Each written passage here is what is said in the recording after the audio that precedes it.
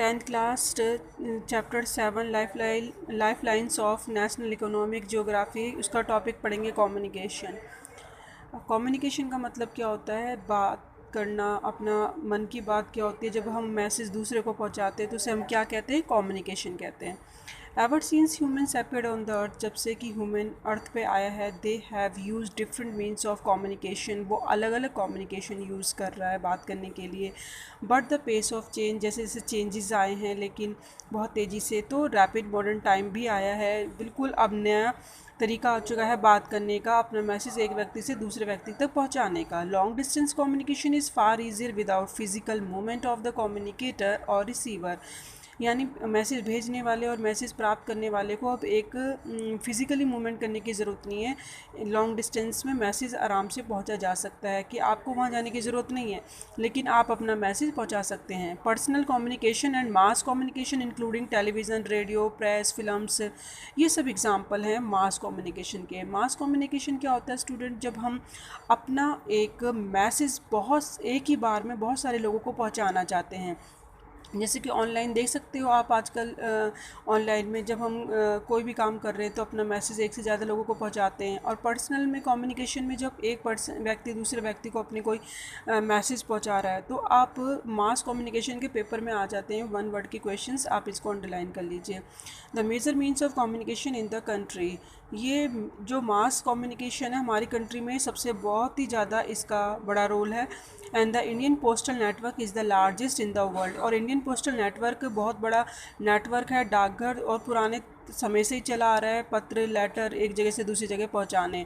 It handle parcel as well as the personal return communication, that means ये parcel तो पहुंचाते ही पहुंचाता है पोस्टल, इंडियन पोस्टल, लेकिन साथ साथ में रिटर्न कम्युनिकेशंस भी पहुंचाता है। Cards and envelopes are considered first class mail and are airlifted between stations covering both land and air. यानी जो इसे लेटर्स और कार्ड्स को फर्स्ट उसमें लिखा है, क्लास मेल में रखा गया है, और इसको दोनों तरीके से पहुंचाया जाता है, एयर से भी बाय लैंड से भी। और सेकंड क्लास मेल इंक्लूड क्या किया गया है? पैकेट्स हैं, रजिस्टर्ड न्यूज़पेपर्स हैं, पीरियोडिकल्स हैं, यानी पत्रिका है, न्यूज़पेपर, ये वो हैं जिनको सरफेस मेल या फिर cover land and water transport के थ्रू पहुंचाया जा सकता है।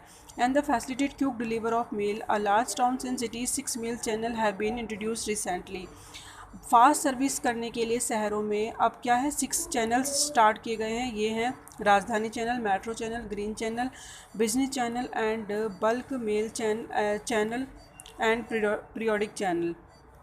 नेक्स्ट है, India has one of the largest telecom network in Asia. अगर हम देखें कि जैसे कि जियो का नेटवर्क है, उसकी वजह से आप देख सकते हैं कि कितना नेटवर्क पहले से ज़्यादा इंक्रीज़ हो गया है थैंक्स टू जियो, क्योंकि पहले लोगों के पास फ़ोन भी नहीं थे, आज इजीली फ़ोन है सबके पास और बात कर सकते हैं। तो टेलीकॉम एक नेटवर्क बहुत बड़ा है इंडिया के अंदर, इन एशिया में, एशिया के अंदर, इंडिया के अंदर जो नेटवर्क है वो सबसे बड़ा है। Excluding urban places, more than 2/3 of the villages in India have already been covered with subscriber trunk dialling.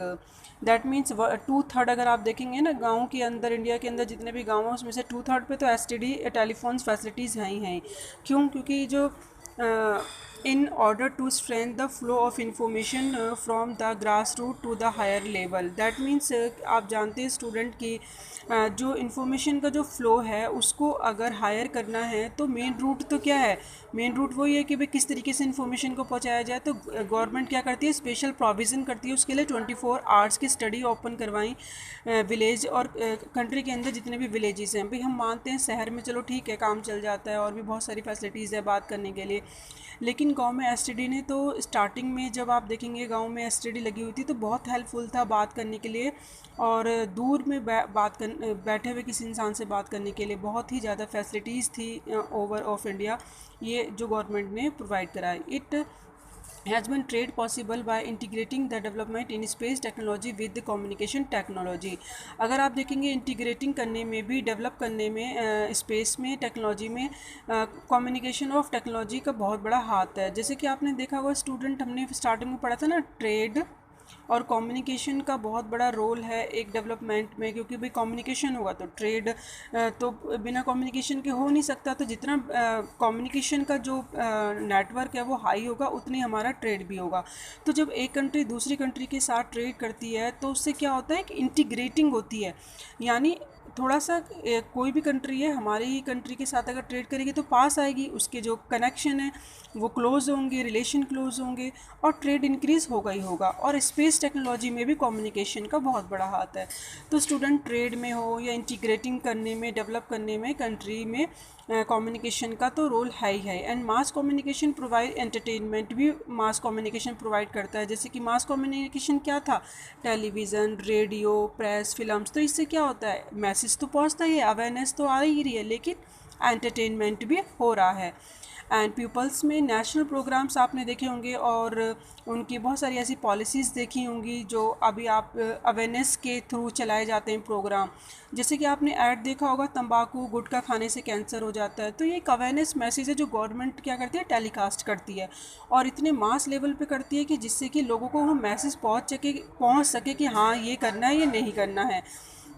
It includes radio, television, newspapers, magazines, books and films. इसमें कौन कौन से इंक्लूड है, रेडियो, टेलीविज़न, जैसे कि मैंने बताया, न्यूज़पेपर का एक बहुत बड़ा रोल है, सब लोग पढ़ते ही पढ़ते हैं मोस्टली, मैगजीन्स हो गई, बुक्स, फिल्म्स हो गई जो कि अपना मैसेज पहुंचाते हैं। ऑल इंडिया रेडियो है, आकाशवाणी पे आपने देखा होगा, प्रधानमंत्री का एग्जांपल देख लीजिए, जो मन की बात उस पर बताते हैं, प्रोग्राम टेलीकास्ट होता है, लोग उसको देखते हैं। तो बहुत सारे ऐसे ब्रॉडकास्ट होते हैं, वैरायटी ऑफ प्रोग्राम होते हैं जो नेशनल चैनल पे चलाए जाते हैं, वो रीजनल या लोकल लैंग्वेज पे भी होते हैं, अलग अलग कैटेगरीज़ के लोगों के लिए होते हैं ताकि स्प्रेड कर सके ओवर ऑफ कंट्री में, डिफरेंट डिफरेंट पार्ट्स में। दूरदर्शन आपको पता होगा, नेशनल टेलीविज़न चैनल जो कि कौन चलाता है, गवर्नमेंट का दूरदर्शन है। उसमें जितने भी प्रोग्राम टेलीकास्ट होते हैं वो जो टेलीकास्ट किए जाते हैं दूरदर्शन पे बाय गवर्नमेंट।